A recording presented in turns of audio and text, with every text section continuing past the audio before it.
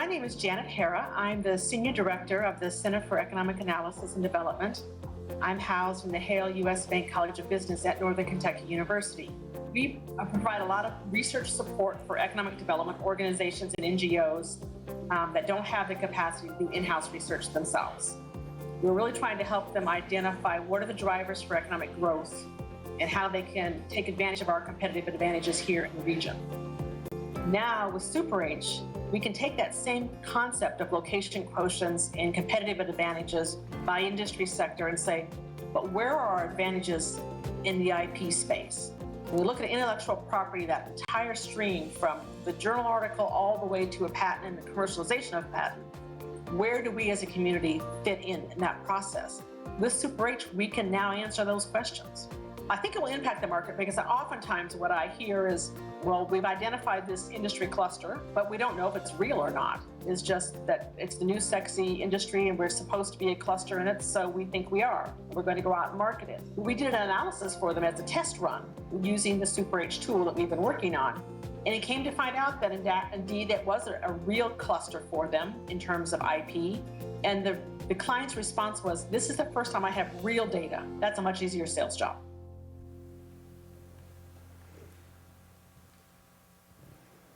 Good afternoon. My name is Stephanie Hughes, and I am co-founder of SuperH, and I am the strategist in this equation. The idea behind this company essentially came together when I was working with companies who were trying to figure out sort of the next generation of technology in their space. And so SuperH is, in fact, that tool that can help companies see up around the curve. The combination of the skill set of the strategist, that would be me, and the physicist, which is my brother, my co-founder, came together to create this big data predictive intelligence platform. And the idea is to help companies solve their biggest, most challenging problems using data and proprietary algorithms to do so. So we asked ourselves this question: can this combination of data and these unique algorithms, can they actually give decision makers some sort of lead time, some advantage in the marketplace, if in fact we could actually pull this off? And the answer is actually yes. So what you're seeing here is an example of machine learning, a topic that we took a look at, and what we realized is the blue graph is charting the overall general public's interest in this topic. The missing chart, the green line here, is the algorithm being laid over top of that timeline. And what we see is that with our algorithm, we're actually able to predict a full 6 years in this particular instance ahead of where the rest of the audience or the rest of the market is going. And the reality is we can actually do that across a bunch of different topical areas and a number of different industries. And what's interesting is that one person and LinkedIn have actually been able to uncover a huge treasure trove of opportunity in the marketplace. Examples of how we're actually using this tool right now. In government, we're working with government agencies to map out water purification technology. We're also in discussions right now with defense agencies to look at the future of technology around some defense-related topical areas. In economic development, we're helping capture IP by region and using that data to allow economic development experts to essentially promote their region and attract new business to their area. In manufacturing, we use the tool to essentially validate a $100 million investment in a new alternative technology. And the company was so satisfied with what we produced for them, they came back and actually asked us to map 2 other technological areas they were involved in.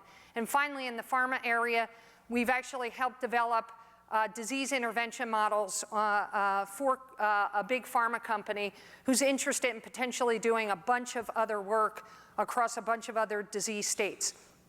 So traditionally, how is research generally done?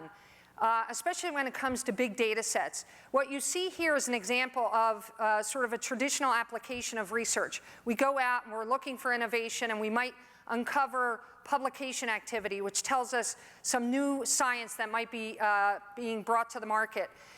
But the reality is these type of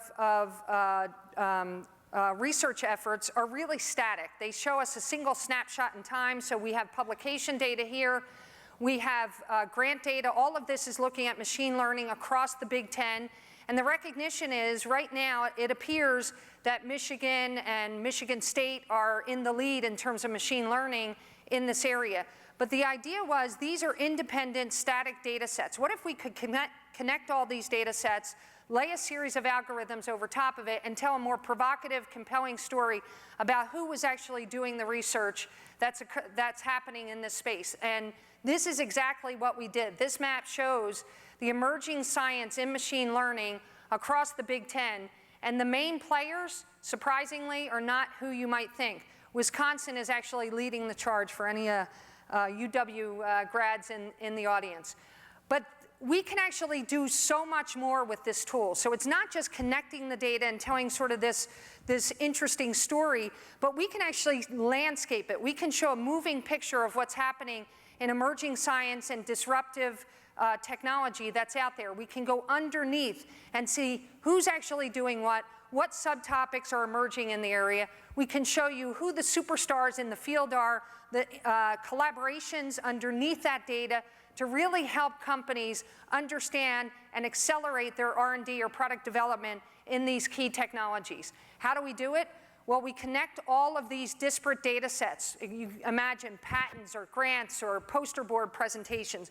We bring it all together. We connect it using the resources of the Ohio Supercomputer Centers, and then we lay over a series of algorithms which then reveal these underlying relationships, which we then visualize out and deliver through our online SuperH portal. How do we make money? Essentially 3 ways. The first is through pilot engagements with groups, pilot SaaS engagements. We basically only take on projects that we know have the ability to turn into platform opportunities for the broader industry that we might be targeting. And then out of that, we look for distributor relationships to penetrate key markets that we don't have reach or expertise in. And we use those partner relationships to essentially penetrate and access those markets using our tool. I want to thank you for your time today, and I look forward to following up with anyone who might be interested in the work that we're doing.